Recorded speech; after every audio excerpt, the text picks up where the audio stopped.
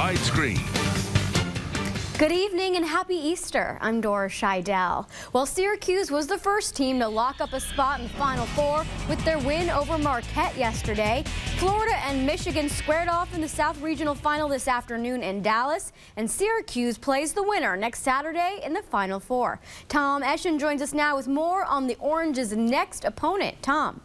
Thanks, Dora. And don't forget, in 2003, the Orange played a Big 12 team in Texas for a shot at the national championship down in New Orleans. And this afternoon, Michigan and Florida played to determine who SU will play down in Atlanta on Saturday. And Coach John Beilein, he's the former Lemoyne coach trying to get into the Final Four. Michigan already up 33-15 in the first half. Florida on offense, but Mitch McGary with the steal. Trey Burke gets it out on the break.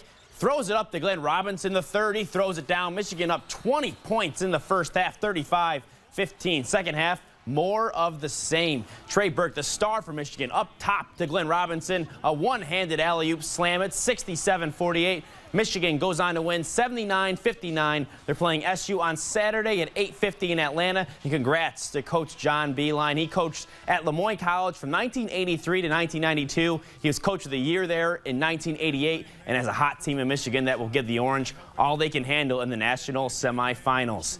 Now, in the other regional, Duke and Louisville competed for the final spot this evening, and if you haven't heard, Louisville's Kevin Ware broke his leg in the first half, one of the most gruesome injuries I've ever seen, and you'll see too. We're not going to show it to you. He would be taken to the hospital. The players horrified, some crying. You see Rick Pitino rubbing tears from his eyes. Somehow they had to keep playing. Louisville had an inspired second half, to say the least, and Shane Mahanan wearing Ware's jersey as time winds down. Louisville wins. You'll hear from Pitino later on in sports. You'll definitely want to see what he says, so stay tuned for that.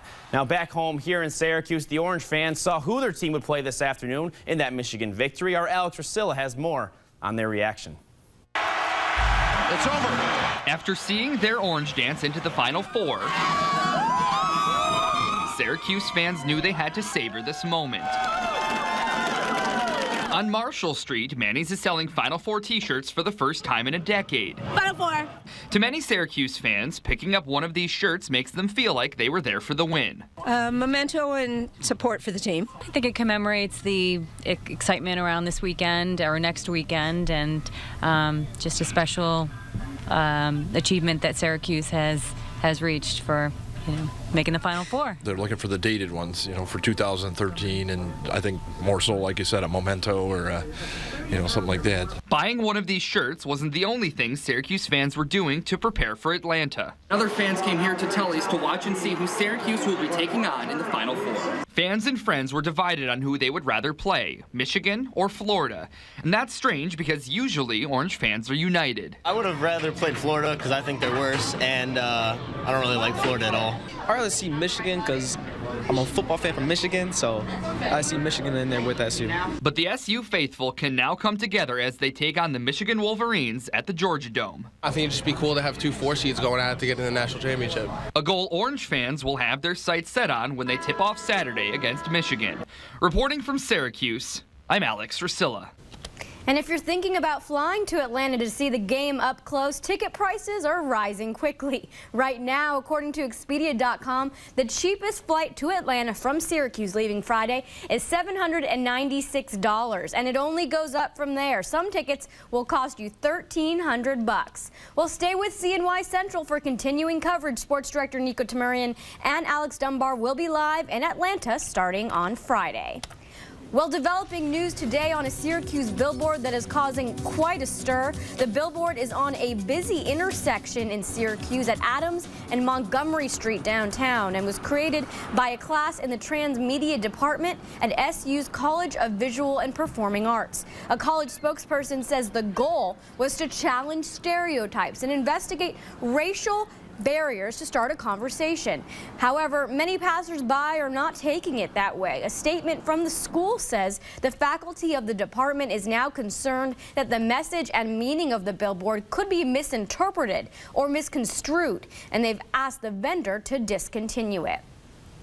State police are looking for a missing Camillus man. Troopers say 53-year-old William Kimball left his Camillus home on Thursday morning and never came back. He's 5'5" tall with brown hair and eyes. State police say he may be on foot. Anyone with information is asked to call Oneida State Police at 315-366-6000. Well, that rain was certainly coming down tonight, and word is snow might even be headed this direction. First Alert meteorologist Mike Brookins has a first look at the forecast. Hi, Mike. Yeah, Dora, we like to play April Fool's jokes, but this is not one. Well, at least right now it's just rainfall. It's a steady light rain in the city. There's the Stanley Lost Skywatch, and you can see kind of cool picture with the raindrops dampening the lens there. Temperatures were nice before the rain did move in. These are the high temperatures. 57 our temperature, not a record, but it was well above our normal high of 50, 58 in Watertown and Rochester. We're currently in the lower 40s thanks to that rain, but temperatures aren't going to change much today. Tonight, the rain will be tapering off. Notice the motion working off to the east-northeast. Most of it's on the very light side. We'll go down to Syracuse. You'll see that light rain, and actually the back edge of it over Cayuga County into southern Seneca County. That'll be with us by midnight. So during the second half of the night, we'll actually break up the clouds a little bit with just some spotty showers here. Temperatures only dropping into the upper 30s by morning, but that wind becoming brisk. A windy, colder day tomorrow. We'll talk about a chance for snow accumulation coming up. This was the scene at the Vatican this morning. An estimated 250,000 people attended Pope Francis's first Easter Sunday Mass. In the traditional Easter Sunday speech, Francis called for peace, saying conflicts have lasted too long in Syria and between Israelis and Palestinians. Francis also urged reconciliation on the Korean Peninsula. While President Obama spent yesterday watching the Orange Butte Marquette, today he spent Easter with his family. The first family attended Easter services at a church near the White House. President Obama, First Lady Michelle, and their daughters Sasha and Malia made the short walk across Lafayette Park to St. John's Episcopal Church. The president wished the reporters a happy Easter as he walked by. Well, the rescue mission were doing what they do best today, serving the community. Nearly 300 people came to the Syracuse rescue mission to enjoy a warm meal with their friends and neighbors. The rescue mission says feeding the needy is the best way to celebrate the Easter holiday. We celebrate holidays. Are a big thing here at the rescue mission because just like you and I that are going to celebrate with our families today, we want to make sure that everyone in this community that's in need knows they have a place that they can come to be cared for. The rescue mission also took meals to 80 families in Auburn today who are working with the mission to transition from being homeless to living in temporary housing. Well, coming up on the news at 10, still ahead, Easter services turn deadly when a man in Ohio opens fire on a congregation. And you may see some eye-catching ambulances driving around central New York, and it's all for a good cause. That story and more when the CW6 News at 10 returns.